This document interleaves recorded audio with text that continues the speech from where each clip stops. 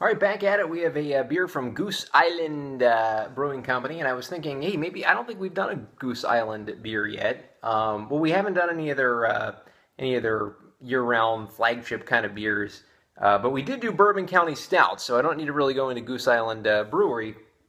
Totally forgot that I was actually going to go into it. I had a whole thing written down about the brewery, but not going to do that because apparently I did it already a while back, a few years back, I guess, for Bourbon County Stout. So what we're going to do right now is we are going to do Goose Island IPA, which is a 5.9% ABV English IPA. Not an American IPA, an English IPA. Very good ratings on Beer Advocate and Rate Beer. Gets a good rating, an 84 on Beer Advocate. Gets a better rating on Rate Beer. Gets a 94. So this is another example of, and we've had quite a few of these lately. Usually it's the other way around, where the Rate Beer grade is higher than the Beer Advocate grade. So, yeah, Goose Island, for the most part, you know, they just have this kind of bleh kind of logo that, to me, doesn't look very appetizing usually to their beers. Kind of like the Bell's thing. I'm not a huge Bell's label fan, even though Bell's has some great beer, especially their Two Hearted IPA. Love it. One of my favorite IPAs, if not my favorite. But yeah, it's just, you know, they're one of those breweries, they just have, you know, the same logo, just with a different color around it usually. So there we go. This was bottled on January 14th, 2015, and we're currently in May right now. So it's a 4-month window, and I'm guessing that's probably okay. I don't see a... yeah, 180 days after the bottled on date. So 4 months times 30, we're definitely under that 180 range. So this is still in the fresh category, or at least should be. So let's pour into a tulip glass here, and let's see what color we get from the pour. It's a very golden color, very golden looking, amber. Let's see if I can pour every last bit in here. There we go. Yeah, very good looking IPA. Basically, somewhat transparent.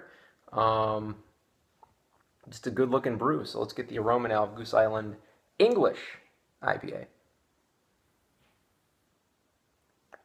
Yeah, I'm getting just, you know, your normal hoppy, grapefruity kind of scent.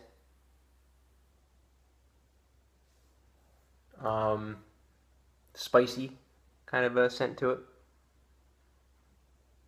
Very, very good. A little bit not quite as accentuated as the American counterparts are, but that's to be expected, I suppose. So let's get the taste now of Goose Island IPA.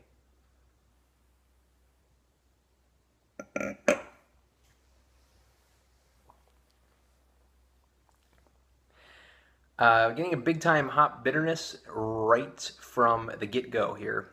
And as it goes down, I am getting a very bitter, just a dank fruit kind of taste in the back.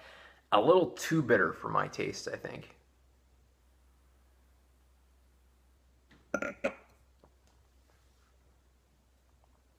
Yeah, it's just, there's something not quite full about the aftertaste of this beer.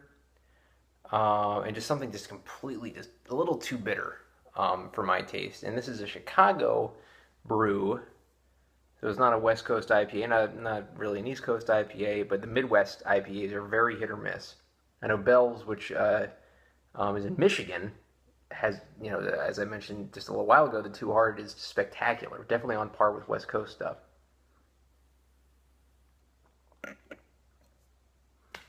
Yeah, it's just not really anything to write home about. It's not bad. It's just not the greatest. Not a go-to beer for me. So Rate Beer rating it a 94. That's a little surprising. I'm gonna go ahead and give Goose Island IPA a 6 out of 10. Appearance is very good. Probably where it hits the best mark is the look of the beer. Aroma, decent aroma, but the taste is where it basically falls flat. Too bitter in the back of the tongue. Just too dank, and just not a fullness of taste. It's just bitter and then kind of fizzles out at the end. So Goose Island IPA for me gets a 6. Thanks.